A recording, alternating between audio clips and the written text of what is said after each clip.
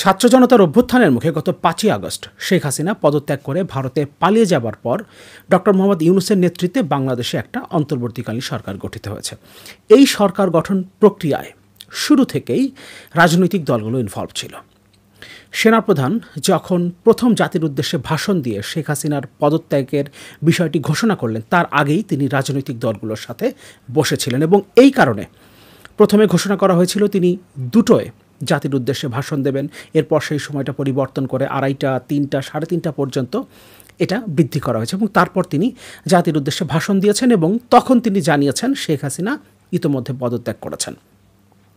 এর আগে তিনি রাজনৈতিক দলগুলোর সাথে ক্যান্টনমেন্টে বসেছিলেন, কিন্তু যেহেতু অল্প সময়ের মধ্যে সবগুলো রাজনৈতিক দল এবং গুরুত্বপূর্ণ যে রাজনৈতিক নেতারা আছেন তাদের সবার সাথে যোগাযোগ করা সম্ভব হয়নি, এ কারণে সেদিন সন্ধ্যায় বঙ্গভবনে আবারও রাজনৈতিক দলের নেতৃবৃন্দ সহ রাষ্ট্রপতিকে সাথে নিয়ে সেনাপ্রধান বসেছিলেন। সেখানে অন্যান্য বাহিনীর প্রধানরাও উপস্থিত ছিলেন এবং সেখান থেকেই অন্তর্বর্তীকালীন সরকারটা কেমন হতে পারে তার একটা ধারণা নির্ধারণ করা হয়েছিল এবং সেখানে রাজনৈতিক দলগুলোর মধ্যে এক ধরনের ঐক্যমত প্রতিষ্ঠিত হয়েছিল এবং তার ভিত্তিতেই এই অন্তর্বর্তীকালীন সরকার গঠনের প্রক্রিয়াটা এগিয়ে যায়। পরদিন বৈষম্যবিরোধী ছাত্র আন্দোলনের প্রতিনিধিরা একইভাবে বঙ্গভবনে দেখা করেন রাষ্ট্রপতির সাথে। সেখানে সেনাপ্রধান সহ অন্যান্য বাহিনীর প্রধানরা উপস্থিত ছিলেন এবং সেখান থেকেই ডক্টর মোহাম্মদ ইউনূসকে অন্তর্বর্তীকালীন সরকারের প্রধান হিসেবে ঘোষণা করা হয়। বিশেষ করে বিএনপি শুরু থেকে একটা কথা বলেছে, ডক্টর মোহাম্মদ ইউনূস আমাদেরই লোক, সুতরাং যে অন্তর্বর্তীকালীন সরকারটা গঠিত হয়েছে সেটা নিয়ে আমরা সন্তুষ্ট এবং এই সরকারটা আমাদেরই। এমনভাবেই বিএনপি এটাকে উপস্থাপন করেছে। অন্তর্বর্তীকালীন সরকার সম্পর্কে তাদের প্রাথমিক মূল্যায়ন এরকম ছিল এবং এরপরও বেশ কয়েকবার সংবাদ সম্মেলনে, বিভিন্ন জায়গায়, বক্তৃতায় বিএনপির পক্ষ থেকে বিশেষ করে বিএনপির মহাসচিব মির্জা ফখরুল ইসলাম আলমগীর একটা জিনিস স্পষ্ট করেছেন, নির্বাচন আয়োজনের জন্য কোনো ধরনের চাপ বিএনপি অন্তর্বর্তীকালীন সরকারকে দেবে না। একই সময়ে আওয়ামী লীগের পক্ষ থেকে বিশেষ করে শেখ হাসিনার পুত্র সজীব ওয়াজেদ জয় বেশ কয়েকটা ভিডিও বার্তায় 3 মাসের মধ্যে নির্বাচন আয়োজনের আহ্বান জানিয়েছেন এবং তার শেষ ভিডিওতে সম্ভবত তিনি ভারতকে ইন্টারফেয়ার করার জন্য আহ্বান জানিয়েছেন, যাতে তারা ইন্টারফেয়ার করে বাংলাদেশে 3 মাসের মধ্যে একটা নির্বাচন আয়োজন করতে অন্তর্বর্তীকালীন সরকারকে বাধ্য করতে। কিন্তু বিএনপি তার ঠিক অপোজিট অবস্থানে ছিল এবং তারা বেশ কয়েকবার কথা রিপিট করেছে, যতদিন সময় লাগবে, যে সংস্কারগুলো প্রয়োজন নির্বাচন আয়োজনের আগে, সেই সময়টা তারা অন্তর্বর্তীকালীন সরকারকে দেবে। তবে এর মধ্যে সালাউদ্দিন আহমেদ, যিনি অনেক দিন ভারতে ছিলেন, তিনি ফিরে এসেছেন দেশে, বিএনপির স্থায়ী কমিটির সদস্য, তিনি বলেছিলেন 3 মাসের মধ্যে নির্বাচন হবার কথা, কিন্তু যেহেতু বিশেষ পরিস্থিতি, এই পরিস্থিতিতে আমরা হয়তো এটা ডাবল করতে পারি, আমরা 6 মাসের মধ্যে একটা নির্বাচন চাই।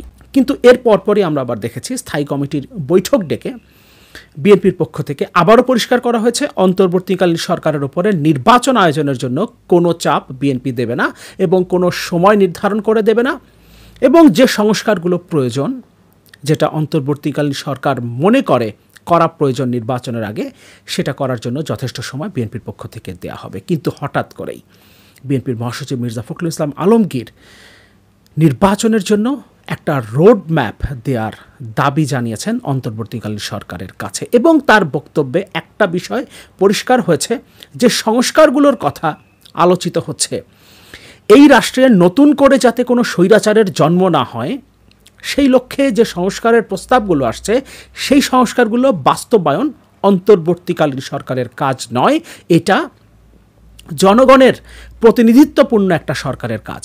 এই কথাটা মির্জা ফখরুল ইসলাম আলমগীর স্মরণ করিয়ে দিয়েছেন অন্তর্বর্তীকালীন সরকারকে। তার মানে এতদিন ধরে সরকার গঠনের পর থেকে, কিংবা আমরা যদি ধরি 5ই আগস্টের পর থেকে, এই কয়দিনে বিএনপি যেটা বলে এসেছে, প্রয়োজনীয় সংস্কারের জন্য তারা যথেষ্ট সময় অন্তর্বর্তী সরকারকে দিতে চায়, সেই অবস্থান থেকে সম্ভবত বিএনপি সরে আসছে।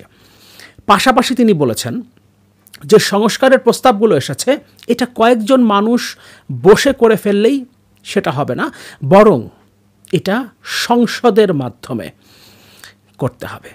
এ কথাটা ক্যাটাগরিক্যালি মির্জা ফখরুল ইসলাম আলমগীর বলেছেন। তার মানে তিনি বলার চেষ্টা করছেন কয়েকজন মানুষ মিলে, মানে অন্তর্বর্তীকালীন সরকারের যে উপদেষ্টারা আছেন, প্রধান উপদেষ্টা সহ, তারা মিলে এই সংস্কারের কাজগুলো করে ফেললেই হবে না। এটা নির্বাচনের পর একটা সরকার গঠন করে জনগণের প্রতিনিধিত্বশীল একটা সংসদে এই সংস্কারগুলো করতে হবে। এটা মির্জা ফখরুল ইসলাম আলমগীরের বক্তব্য, যেটা এ কয়েকদিনের বক্তব্য থেকে সম্পূর্ণ আলাদা। মির্জা ফখরুল ইসলাম আলমগীরের পুরো বক্তব্যটা আমি আজকে পড়ব। খুবই গুরুত্বপূর্ণ, বাংলাদেশের ভবিষ্যৎ রাজনীতির গতিপথ নির্ধারণে অত্যন্ত গুরুত্বপূর্ণ। কারণ 5ই আগস্টের আগে থেকে, বিশেষ করে কোটা সংস্কার আন্দোলন যখন থেকে দানা বাঁধতে শুরু করলো এবং ছাত্রদের এই ইস্যুভিত্তিক আন্দোলন যখন ছাত্র জনতার অভ্যুত্থানে রূপান্তরিত হলো, তখন থেকে আজ পর্যন্ত বাংলাদেশে কোনো ধরনের মত পার্থক্য নেই। পুরো জাতি এতটা একতাবদ্ধ সম্ভবত স্বাধীনতার পর থেকে আজ অবধি কখনো হয়নি। সেটার প্রতিফলন আমরা বন্যা মোকাবেলার ক্ষেত্রেও দেখতে পাচ্ছি। কিন্তু বিএনপি এখন যদি অন্তর্বর্তীকালীন সরকারের উপরে চাপ দিতে শুরু করে নির্বাচন আয়োজনের জন্য, এবং অন্তর্বর্তী সরকার যদি মনে করে সেই সময়টা আসেনি, প্রয়োজনীয় সংস্কারগুলো তারাই করতে চায়, সেক্ষেত্রে একটা কনফ্লিক্টিং সিচুয়েশন তৈরি হবে, যেটা অবশ্যই আমরা চাই না। আমরা চাই সবাই মিলে এই দেশের যে সংস্কারগুলো প্রয়োজন, সেটা কবে হবে, কারা করবে, কি প্রক্রিয়ায় করবে, সেটা আলাপ আলোচনার ভিত্তিতে করা যেতে পারে। অন্তর্বর্তীকালীন সরকার কতটুকু করবে, পরবর্তী নির্বাচিত সরকার সেটাকে কিভাবে এগিয়ে নিয়ে যাবে, এবং পরবর্তী সরকার যে সেটা করতে কিভাবে বাধ্য হবে, সেই প্রক্রিয়াগুলোও আমাদেরকে নিশ্চিত করতে হবে। কিন্তু এই সময়ের মধ্যে যে একতাবদ্ধতা তৈরি হয়েছে, সেখানে যদি কোনো ছেদ পড়ে, তাহলে ছাত্র জনতার এই অভ্যুত্থান ব্যর্থ হবার সম্ভাবনা রয়েছে।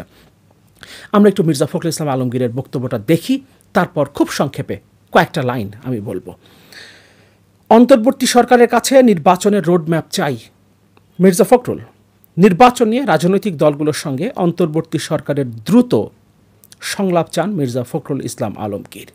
নির্বাচন নিয়ে রাজনৈতিক দলগুলোর সঙ্গে অন্তর্বর্তী সরকারের দ্রুত সংলাপ চান মির্জা ফখরুল ইসলাম আলমগীর। সেই সঙ্গে সরকার কিভাবে প্রয়োজনীয় সংস্কার শেষে নির্বাচন আয়োজন করবে অতি দ্রুত সেই রোডম্যাপ প্রকাশেরও দাবি জানিয়েছেন তিনি।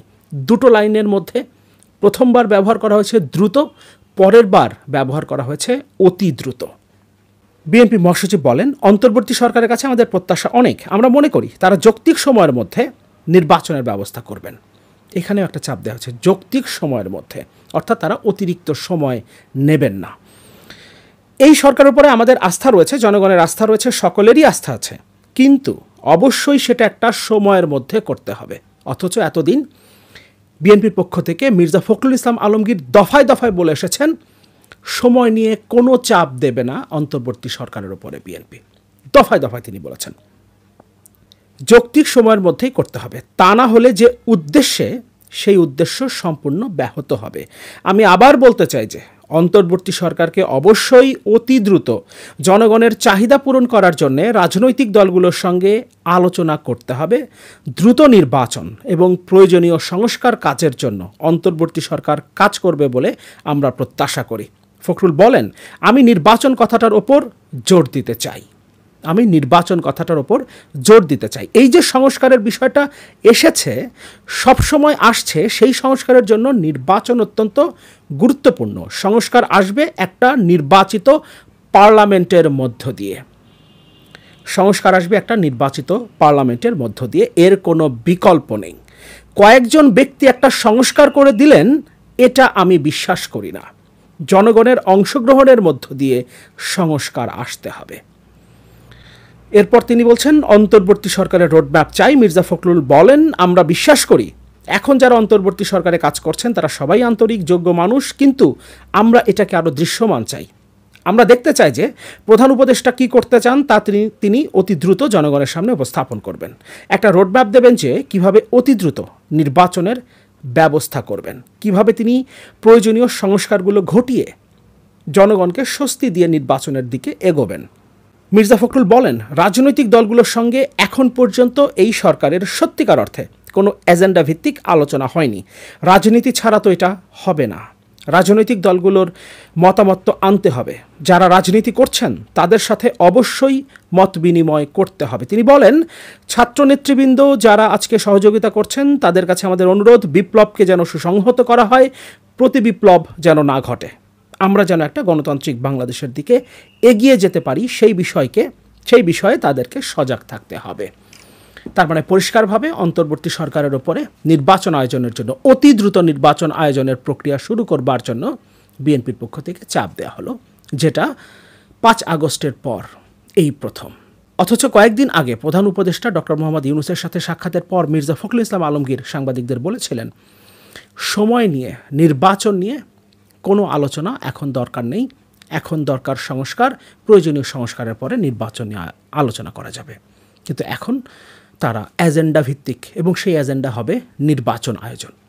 নির্বাচন আয়োজনের এজেন্ডা নিয়ে অতি দ্রুত সংলাপ শুরু করা এবং অতি দ্রুত নির্বাচন আয়োজনের জন্য সরকারের উপরে চাপ দিচ্ছে। পাশাপাশি ক্যাটাগরিক্যালি তিনি বলেছেন যে সরকারটা এখন আছে তাদের হাতে সংস্কার হবে না, সংস্কার হবে পার্লামেন্টের মাধ্যমে। অর্থাৎ খুব স্ট্রংলি বলেছেন, কয়েকজন মানুষ মিলে একটা সংস্কার করে ফেলবে সেটা আমি বিশ্বাস করি না। এই সরকারের উপরে আস্থার কথা বলছেন, সংস্কারের প্রয়োজনীয়তার কথা বলছেন, কিন্তু এই সংস্কারটা তারা নিজেরা করবেন। যেহেতু বিএনপি এই মুহূর্তে বাংলাদেশের সবচেয়ে বড় রাজনৈতিক দল, তারা সরকারে থাকা অবস্থায় সেই পার্লামেন্টের মাধ্যমে তারা সংস্কার করবে। হ্যাঁ, রাজনৈতিক দল হিসেবে নির্বাচন আয়োজনের জন্য তারা অন্তর্বর্তী সরকারের কাছে একটা রোডম্যাপ চাইতে পারে, এবং সেই রোডম্যাপটা অন্তর্বর্তী সরকারের দেওয়া উচিত। অন্তত ঠিক কোন কোন জায়গায় তারা সংস্কারগুলো করতে চায় এবং সেই সংস্কারগুলো তারা কি প্রক্রিয়ায় কতদিনের মধ্যে করতে চায় এবং তারপর তারা নির্বাচনটা কতদিনের মধ্যে আয়োজন করতে চায়, এর একটা প্রাথমিক ধারণা অন্তর্বর্তী সরকার দিতে পারে, এটা দেওয়া উচিত।